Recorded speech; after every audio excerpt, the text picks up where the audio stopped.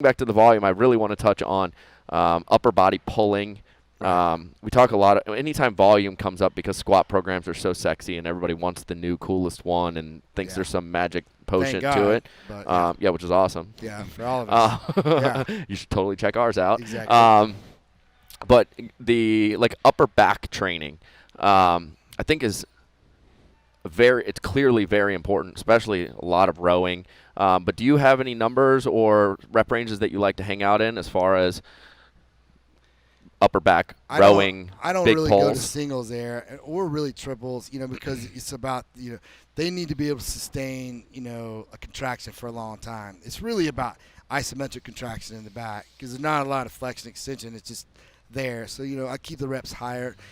Rows, it's not just rows, because it's really the spinal extensors. It's all of the above. Rows is a part of it, because if the scapula stays intact, so will, as the scapula goes, so goes, in my experience, the spinal extensors. Yeah. There's debate there, which is silly, but but then doing like good mornings, about doing a front rack, which is in the program, like front squat carries. If you want to work your back, that is my favorite. Yeah. Like you're going to be wanting to get pulled over, or even Zercher carries would be the same thing. But back is a key. Like I said, I don't know that there's ever been a great strength athlete, and I'm trying to think, that did not have an extraordinarily huge back. Like Ed Cohn, his back. You guys probably don't remember, but there's a long time ago he was in Flex magazine with Dorian Yates. Flex and they magazine. put him side by side. This is when I first got turned on to Ed Cohn. Dorian was a Mr. Olympia who was very famously known 7 specifically times. for his back. He was like the first giant. First giant.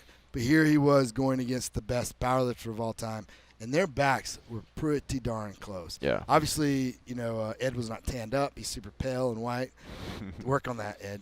But Dorian was tanned. But as far as overall size, doggone, man, his back, Ed Cohn's back was amazing. So. Well, I notice when in any of my training, if I have this half-baked theory that I'll never do just because I love training so much and I will always want to be in the gym, but if I could do high-rep squats, a little bit of Olympic lifting, and high rep upper body pull, I could train twice a week and maintain roughly 90% of my strength for an incredibly long time. You sure could. Because you would just be able to have a large back, put in the volume, eat the right amount of food, and then squats and pulls, squats and deads, and I think you could stay at a very, very high level, assuming you're but you would stay. training it. Well, I mean, but I would assume that if your training age is high enough, maintaining those two pieces, and you'll be able to stay at a relatively good size and strength for a very long time. I'd want to do some bench. I like having big pecs. Well, that also gets into another thing that I actually had notes that I wanted to talk about, because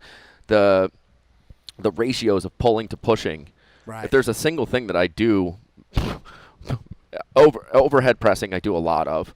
I love overhead pressing. Lots of push press, because I think that one's just a lot healthier for my shoulders, and a lot of just the general I would agree with you. Beat down over the years. I would agree. Jerks are just too fast and too easy to timing to get weird. But I find that I'm at like a 3-to-1 pull to press on. If you gave me like a month-long training block of like writing down everything that I do, it's got to be 3-to-1, maybe even 4-to-1 of pulling to pressing. I think if you're like a CrossFitter or a weightlifter, I think that would be fine. But as a powerlifter, that's an overkill. Even the whole, Louis Simmons would say 2-to-1. Even that has been found to be too much. Really, what it is, here's the nugget for everyone listening. It's really external rotation to internal rotation. So if you're benching a lot, do something. That's when, I even for my powerlifters program a lot of like muscle snatch, like from the hang, because it's external rotation, over and over to negate that so much. You see the powerlifters walking with their hands turned inside, and that's guaranteed they're going to get hurt. And then it's going to make the rest of their life miserable, and they're not going to be able to do other things. But like if they just would balance that with some external rotation, whether it be like, the muscle snatch, dumbbell power cleans done properly, those things would keep you in balance. But, the rows are for all. I mean, they're good too, but they're not going to make you injury-free like maybe they thought in the past. But the external to internal will definitely keep you injury-free. I feel like the reason I end up doing it or talking to people about doing more pulling is just the overall size of the musculature when you're pulling. Like, there's just so many more angles that you can hit, whereas like a bench, yeah, there's a lot of insertion points and like there's a lot of different angles that you can I know hit what in you the mean. bench. Right. But fuck, if you just put a lat next to a pec, Yeah. there's a whole lot of meat in the backside that You're right. is going to Yeah. be driving the power, the size. Right. Like it's like when someone asks you like, I want to build big arms, and you just go, well, do more triceps. But Right. everybody wants to do biceps because that's the one you flex. Right. But triceps are a giant. That's the largest part of He's your arm. Like 66% or more, I Yeah. think, of your arm. Yeah. And I feel like that's why I end up doing so much more pulling. It's just because it's like how many different angles and how much more volume and weight can I add to a row, croc rows, Yeah. one arm dumbbell rows, like pull ups, and then it's endless. There's just something Yeah. so cool too when you see somebody walk away from you and their back is just massive. Yeah. It's like the coolest thing ever. Well, it's one of those like markers of like I put in my work. Yep. Like Yep. a lot of people having a big chest is a thing. It looks very cool. Whether it's functional or not is its own It's definitely not, but it looks battle. cool. It looks Yeah. super cool. Yeah. But when you see somebody with like like slap, dude, the best ever. I was standing next to you at the CrossFit Games, and son of a bitch, the dude from NorCal that showed up with the big X in his head, and he was like, ex-football player. Come on, Neil Maddox. Right. We're standing at the CrossFit Games. Neil Maddox is like 45 years old, and he's like across the football field. And when your lat is yeah. etched out at the bottom of your low back, and it looks like you look at an ab in your low back, you are a monster. He's just got slabs of beef hanging off his low back that it was and you just like. You could be the dumbest person in the world that's never walked into a gym in your life, and you go, that guy, I don't know what he Strong. does, but I choose him. That's cool. Because it's just straight up, you look at the back, and you go, that dude's put in the work, and he's just well-bred. A lot of that too is like genetics, like wearing inserts, because the lats do like differ in like where they insert for some people, and so like when it's like Dorian, that's why he was famous, because his lats attached so low. Literally, it was like lat ended, and then here's his hip. It's like that's beautiful. Like no matter what I do, that's not in the cards. It doesn't attach that low. But Yeah. And you got to be super lean to be able to see exactly where your lats are attaching. 'Cause They make it look like you have the wings on your back, and you got like the Christmas tree in the middle where your thoracolumbar fascia is. Like you got to be So super awesome. super lean to see all that. Yeah.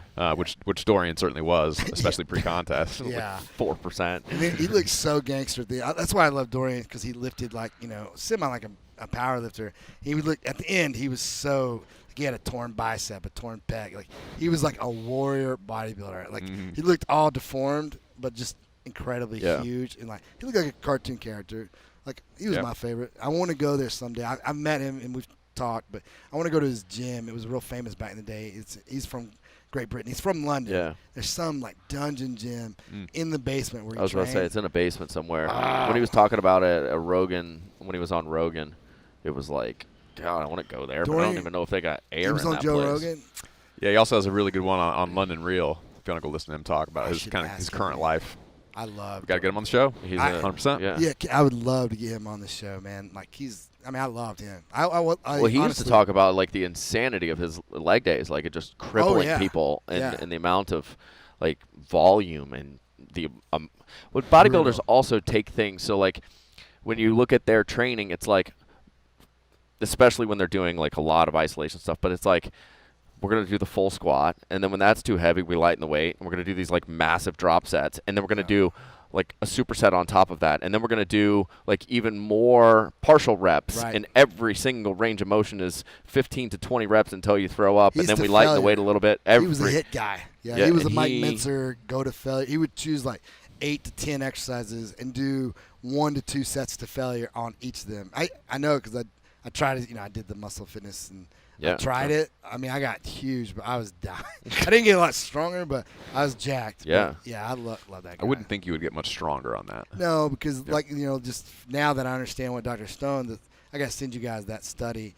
Now that I know, it's going to make you bigger, but the fiber type is not the one that you want to get bigger. So. Well, that's their game too. The pageantry of Yeah. bodybuilding is just being a giant. And he was still strong though. Dorian was strong. He would do 500 for 8 on deadlifts, super strict, and so he was no joke. I feel like people give bodybuilders a lot of shit for not being strong, but Go lift with them. Relative to most normal people, they're still fucking really strong. If you're 275 and lean and you're all muscly, you're strong. You're pretty strong. Yeah. Like maybe you don't deadlift 1,050. Yeah. Maybe you only deadlift 600. But you're still pretty fucking still strong. Stronger than the people talking shit. You know what I mean? That's right. Stronger than everybody. Johnny O. Jackson, that dude, you guys, you know who that is? I do. Oh, that's my favorite because we competed against each other, which I won. But, you know, he was so huge. And, like, he was a professional bodybuilder. Then he came to powerlifting and started dominating quickly. But then he, you know, came to the WPO, and he's like, I'm going to dominate powerlifting too. I'm like, well, Ronnie was a powerlifter before he showed up to bodybuilding. And a good one. Yeah. Yeah. And, I mean, he was a giant. But, dude, when I watched his most recent documentary that came out, that guy was a giant. Oh, yeah. They showed, like, the first time, well, not the first time because no one really had a camera out, but they showed, like, the early days of him training at Metroflex, and he had, like, the veins popping through his spandex, and it was like, same they place. just don't They make train tricks together. like that. Go on YouTube and look up Ronnie Coleman. Unbelievable. And that was like his peak. He did a couple of different videos like this, but that was one of his like peak shape bodybuilding documentary videos where he's doing bent rows with like 495 for like sets of 12. It's just too fucking big. Yeah. Like, giants. They train together. And you want to know what eating looks like on his newest documentary? You want to? They have a lot of they have video of him. If you want to know what like the biggest, strongest dudes in the world are eating on a daily basis, they got like him at the cop station eating lunch, and it's like it's not like, oh, you're gonna eat like a pound of chicken. It's like 4 pounds of chicken. It's like a plate of fucking chicken that is so large, and the only way you can get it down is to pour barbecue sauce all over it so that you can turn it into as much ice cream-like sugary deliciousness because your body just will fucking hate you if you eat that much plain chicken breast at once. And then he is like French fries on top of it, and you're like, oh, that's what it's like to be 300 pounds and 4% body fat and look like a shredded monster and win Olympia 9 times. This is not the path to an idealized healthy body. No, don't do that. This is how to get as the whole documentary is about how crippled he is. Right. To be the biggest person in the world, the most muscular, you definitely do need to do that. If you're trying to be healthy, you probably don't need to do the drugs that he did too. There's that a mountain of drugs. A tackle box full of supplements. Yeah. And to recap, like going back, finding a good activity multiplier to fit your body weight, getting the reps in, making sure the volume is the right, getting on a program that actually is like designed for building muscle, and finding the caloric rate. But Travis Mash, where can people find you? Go to mashelite.com, Instagram, Mashelite Performance. Yeah. Doug Larson. Right on. Find me on Instagram at Douglas E. Larson. I am Anders Varner at Anders Varner. Muscle gain challenge, 1-ton challenge, snatch, clean jerk, squat, deadlift, and bench.